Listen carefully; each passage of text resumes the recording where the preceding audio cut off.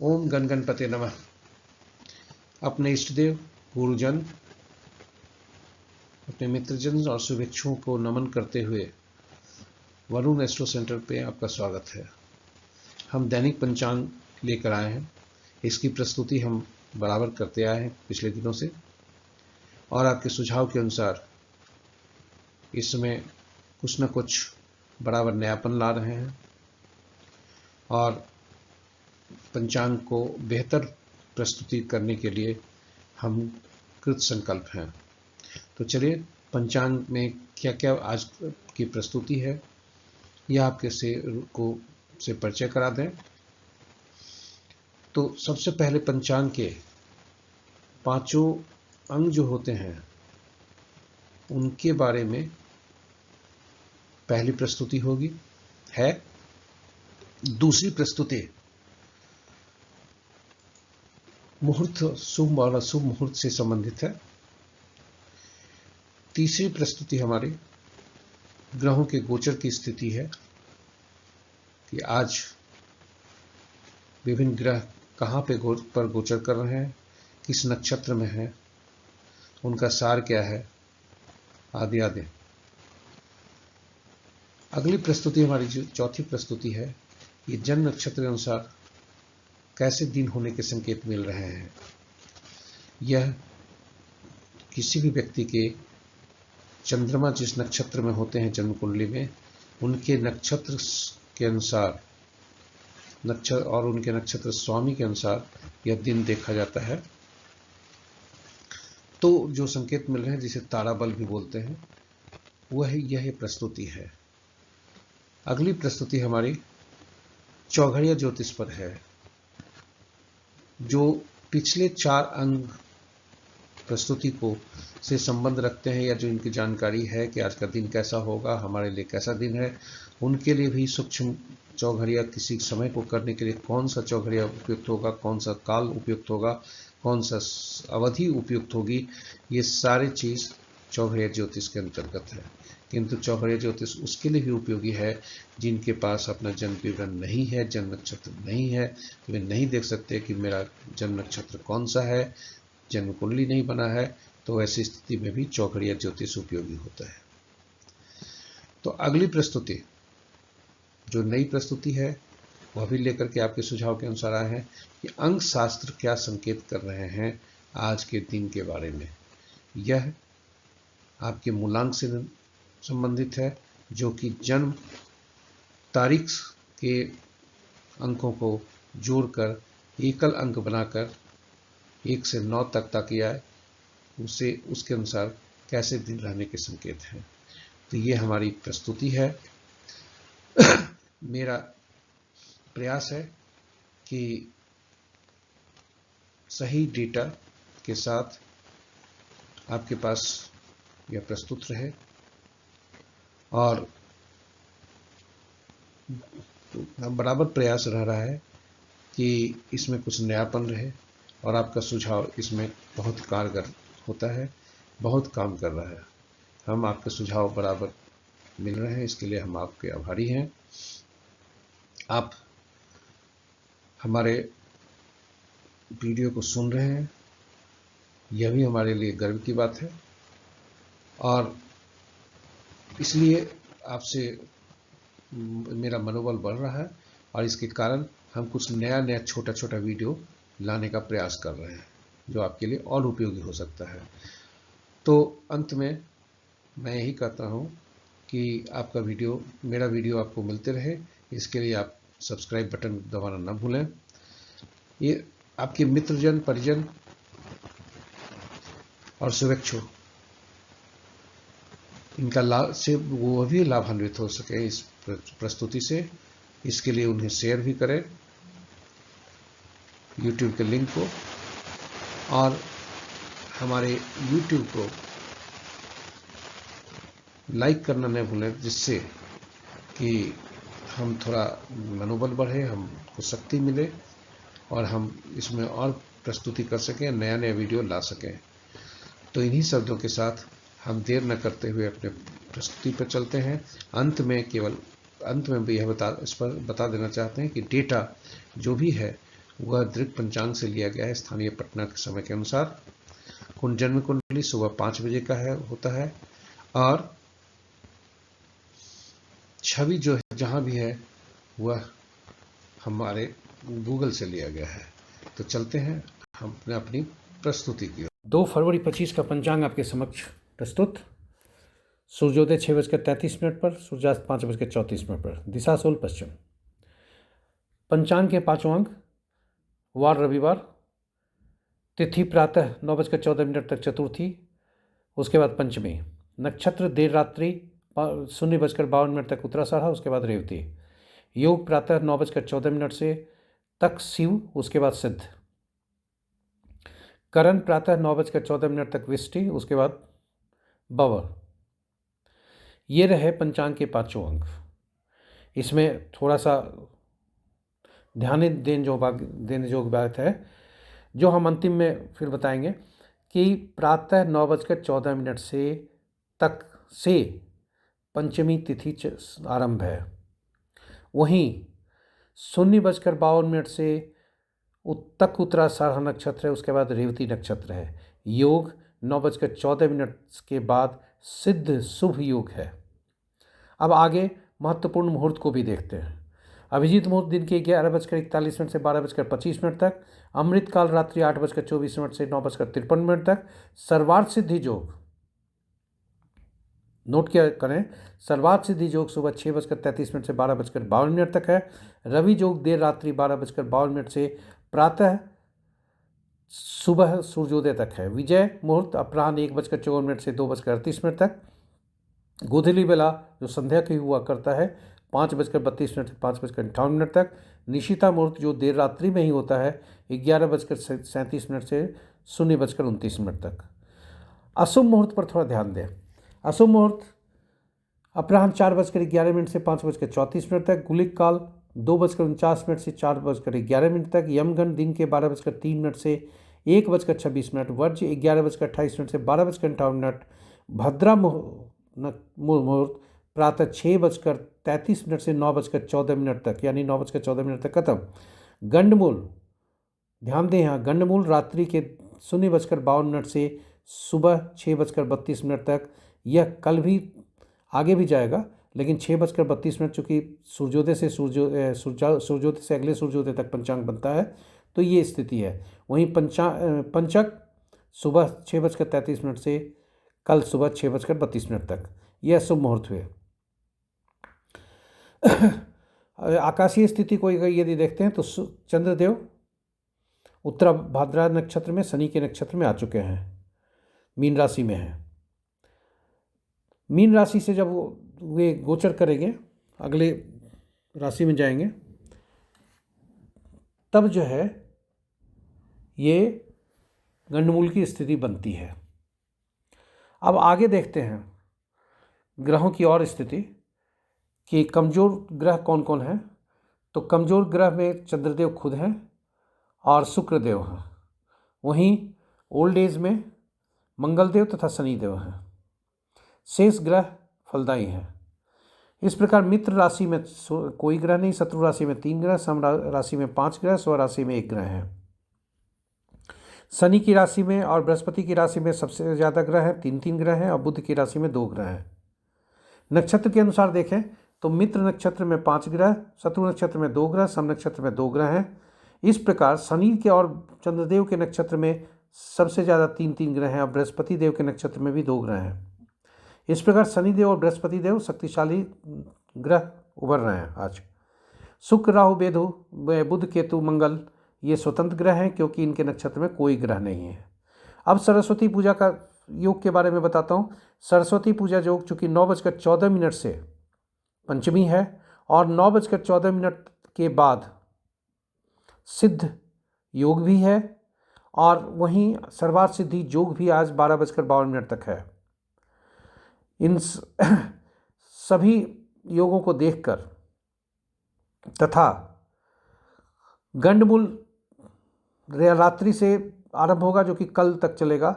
भद्रा 9:14 तक खत्म हो जा रहा है, तो शुभ मुहूर्त 9:14 के बाद सरस्वती पूजा का शुभ मुहूर्त हो सकता है, किया जा सकता है। और कल के करने पर जो लोग करना चाहते हैं तो उनके लिए थोड़ा सावधानी रहने की ज़रूरत है। गंडमूल देर रात्रि 0:52 से आगे है। साथ ही साथ चौघड़िया ज्योतिष में यदि देखेंगे तो चौघड़िया ज्योतिष में बुध का चौघड़िया जो होगा यानी लाभ चौघड़िया वह 9:18 से है, उसकी प्रस्तुति आगे होगी। उसमें लाभ चौघड़िया जो विद्या प्राप्ति के लिए है वह उपयुक्त चौघड़िया होता है, उपयोगी होता है विद्या अर्जन संबंधी पूजा अर्चना के लिए।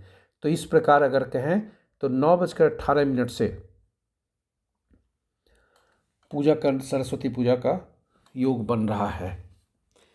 हम आगे ले चलते हैं। जन्म नक्षत्र के अनुसार कैसा रहने के दिन की संभावना है। नक्षत्र के अनुसार कैसा रहने की संभावना है आज का दिन। यह जन्म नक्षत्र के अनुसार देखते हैं कि नक्षत्र जन्म है, चंद्रमा किस नक्षत्र में है जन्म पत्रिका में, और उनके नक्षत्र स्वामी कौन है। कुल 27 नक्षत्र हैं और 9 ग्रह हैं, इसलिए 3-3 नक्षत्रों को एक एक ग्रह का आधिपत्य दिया गया है। और नक्षत्र का समूह 9 के इस प्रकार नक्षत्र को समूह 9 की संख्या में है।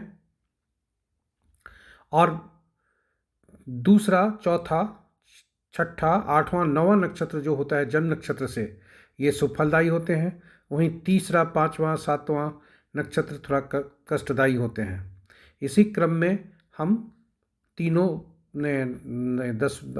9 ग्रहों के नक्षत्र के बाद 10वां से 18वां और 19वां से 27वां देख सकते हैं।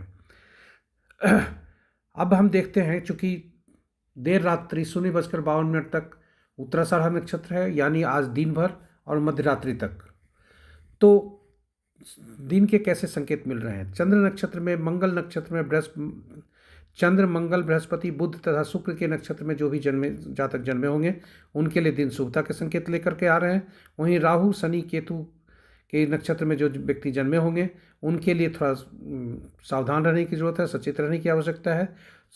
हो सकता है थोड़ी सी परेशानी हो। सामान्य दिन के संकेत मिल रहे हैं वैसे जातक के लिए जिनका जन्म नक्षत्र सूर्य है, यानी सूर्य के नक्षत्र में जन्मे होंगे। वहीं देर रात्रि 0:52 से के पश्चात, यानी कल के लिए भी तो शुभता के संकेत मिल रहे हैं जिन वैसे जातक के लिए जिनका जन्म केतु, शुक्र, चंद्र, राहु या शनि के नक्षत्र में हुआ हो। वहीं सूर्य, मंगल और बृहस्पति के नक्षत्र में जन्मे जातक के लिए थोड़ा सावधान रहने की जरूरत है। और बुध के नक्षत्र में जन्मे व्यक्ति के लिए दिन सामान्य रहने की संभावना है। तो ये रहा जन्म नक्षत्र के अनुसार, ताराबल के अनुसार कैसा दिन रहेगा, नक्षत्र आज क्या कह रहे हैं।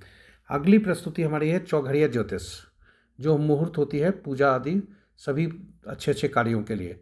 तो चलते हैं चौघड़िया ज्योतिष की ओर। चौघड़िया ज्योतिष में आपको ले जाने के पहले थोड़ा संक्षिप्त परिचय चौघड़िया ज्योतिष पर और इसकी उपयोगिता पर। हम विभिन्न कार्य के लिए मुहूर्त देखते हैं। उदाहरण स्वरूप सरकारी कार्य हो सकता है, यात्रा का उद्देश्य हो सकता है, शिक्षा हो सकता है, विद्या ग्रहण हो सकता है, कोई शुभ कार्य के लिए, धनोपार्जन आदि के लिए, विवाह आदि, अपने दुश्मन को परास्त करने के लिए आदि आदि। तो इस प्रकार सभी कार्यों के लिए अलग अलग ग्रहों से उनका संबंध जोड़ा जाता है और जोड़ा गया है। और हम सप्ताह में 7 दिन होते हैं, 7 दिन के स्वामी अलग अलग ग्रह हैं। उदाहरण स्वरूप रविवार के लिए सूर्यदेव, सोमवार के लिए चंद्रदेव, मंगलवार के लिए मंगलदेव। इसी क्रम में 7वां दिन हम शनिवार को पहुंचते हैं, शनिदेव। किंतु अब प्रश्न उठता है कि चौघड़िया में जो समय होता है, जो काल होता है, वह कैसे बांटा जाता है। तो विभिन्न कालों को की अवधि को विभिन्न चौघड़िया से उसको दर्शाया जाता है। और हर चौघड़िया के लिए अलग अलग वार के स्वामी उनसे संबद्ध होते हैं। दिन सूर्योदय से सूर्यास्त तक 8 चौघड़िया होता है और रात्रि सूर्यास्त से सूर्योदय तक 8 चौघड़िया, किंतु दिन तो 7 ही है, तो इसलिए उसमें जो आरंभ का चौघड़िया होता है, चाहे दिन का या रात्रि का, वही दिन या रात्रि का के अंतिम का चौघड़िया वही होता है। इस प्रकार अगर कहा जाए कि हर चौघड़िया किसी न किसी कार्य के लिए उपयुक्त होता है, और हम नक्षत्र के अनुसार अगर देख लिए कि दिन शुभ है, तो चौघड़िया को जब अपने काम के लिए उस समय को यदि प्रयोग में लाते हैं तो शुभता बढ़ जाती है। वहीं दिन अगर हमारा आज अच्छा संकेत नहीं मिल रहा है तो अशुभ चौघड़िया में हम थोड़ा सावधानी ज़्यादा रखेंगे। तो ये रहा चौघड़िया ज्योतिष का संक्षिप्त परिचय।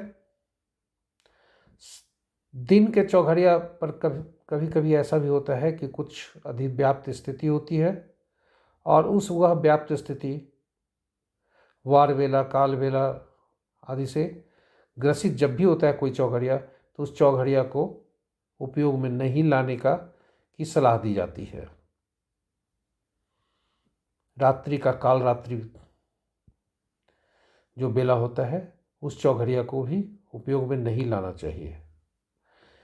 तो ये छोटी सी संक्षिप्त परिचय चौघड़िया ज्योतिष पर। अब हम आपको ले चलते हैं चौघड़िया ज्योतिष का मुख्य प्रस्तुति पर। चौघड़िया ज्योतिष जो एक प्रकार का मुहूर्त है और शुभ अशुभ समय को दर्शाता है।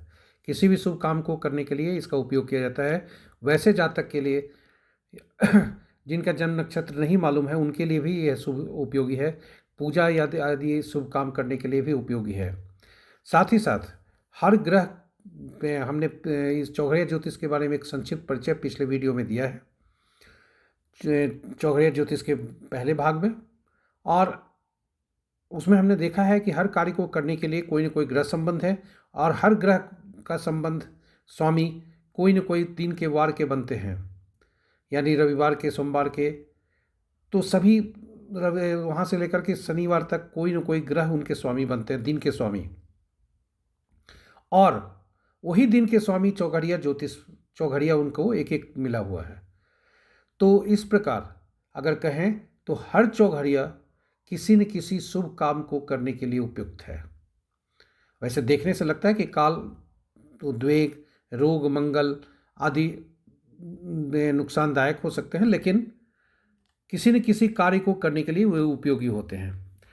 तो इस प्रकार यदि आज के चौघड़िया को देखते हैं तो अमृत चौघड़िया 10:41 से 12:03 तक जरूर है, लेकिन वह वार वेला से ग्रसित है। वही काल ये चौघड़िया 12:03 से 1:26 तक है, वह काल वेला से ग्रसित है। और उद्वेग चौघड़िया 4:11 से 5:34 तक है, जो कि राहु काल से ग्रसित है। इन 3 बेला को उपयोग में नहीं लाना चाहिए, नहीं तो शुभता, जो शुभ फल है वो कम हो सकता है, और अशुभ फल अगर होने को है तो बढ़ सकता है। वहीं रात्रि में लाभ चौघड़िया 1:40 से 3:18 तक काल रात्रि से ग्रसित है, इसका उपयोग नहीं करें तो अच्छा है, यही सलाह दी जाती है। तो हम आगे चलते हैं। यदि आज के चौघड़िया को ये इसमें भी देखें कि अभी कुछ लोगों का मुझे फ़ोन कॉल भी आया था कि सरस्वती पूजा किस दिन मनाया जाए। तो सरस्वती पूजा मनाने के लिए अगर हमारे पिछले वीडियो को देखे होंगे तो जो है, यदि हमारे पिछले वीडियो को देखें तो भद्रा काल समाप्त हो रहा है 9:14 तक, और 9:14 से पंचमी भी शुरू हो रहा है, और बुध से संबंध है। लाभ चौघड़िया जो होता है ये विद्या प्राप्ति के लिए है, जो कि 9:18 से 10:41 तक है। यदि जो व्यक्ति आज सरस्वती पूजा को मना रहे होंगे, कुछ लोगों का मत है कि आज होगा या कल, लेकिन आज जो मना रहे होंगे उनके लिए लाभ बेला लाभ 9:18 से 10:41 तक शुभ मुहूर्त है। रहा कल मनाने के लिए कि कल क्यों नहीं मनाया जा सकता, जरूर सूर्योदय के अनुसार पंचमी कल सुबह तक है, कल सुबह है, लेकिन वह समय बहुत ही कम है, यानी 9 बजे के पहले उसको करना तक ही पंचमी है। और दूसरा, रात्रि 0 बजे से मध्य रात्रि से गंडमूल नक्षत्र में चंद्रमा जाते हैं, तो जो कि शुभ समय नहीं होता है। इसलिए अगर उसके मजबूरी ना हो तो उसे नहीं करें, आज कर सकते हैं। जो लोग कल करेंगे तो उन्हें सलाह दिया जाता है कि दिन के मुहूर्त देखकर 9 बजे के पहले ही पूजा कर लें। धन्यवाद। अगली मेरी प्रस्तुति है अंक ज्योतिष के अनुसार कैसा दिन रहने की संभावना है। तो चलते हैं अंक ज्योतिष में। अंक ज्योतिष के अनुसार आज किन मूलांक वालों के लिए कैसा दिन रहने की संभावना है। तो आज की तिथि 2 फरवरी 2025। इसको यदि हम कुल जोड़ें तो बनता है 2, जो भाग्यांक बनता है वह आज का भाग्यांक हुआ 4। 2 2 4 और 9 4 13, 13 को फिर 3 1 4 3 1 को जोड़े तो 4 बनता है। तो ये 4 अंक आज का बनता है। और ये किन के लिए सुखदायी है, तो चलिए अब देखते हैं।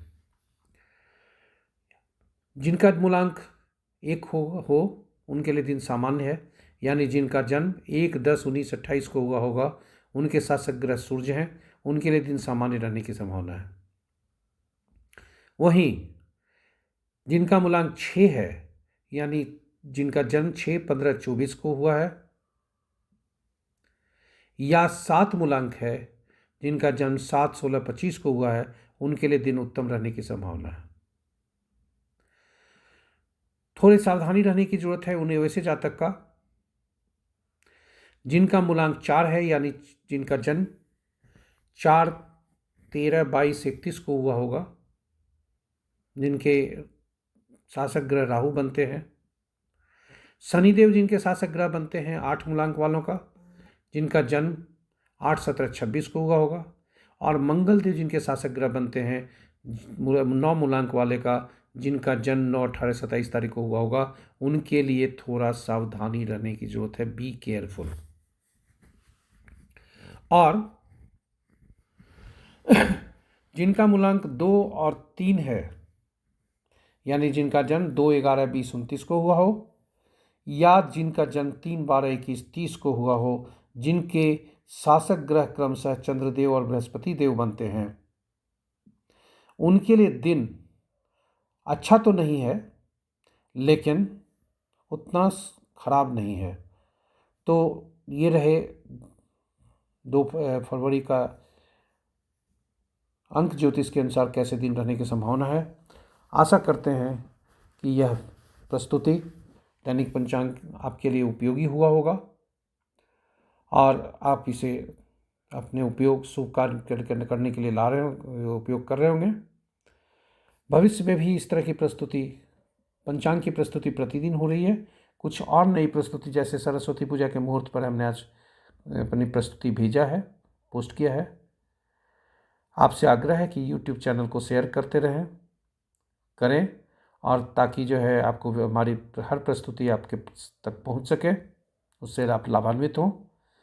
अपने मित्रजन को भी लिंक शेयर करें ताकि वे भी लाभान्वित हो सकें, और वीडियो को लाइक करना न भूलें, क्योंकि यह हमारे लिए हमको प्रोत्साहित करता है। साथ ही साथ अंत में हमें इंतज़ार है आपके सुझाव का।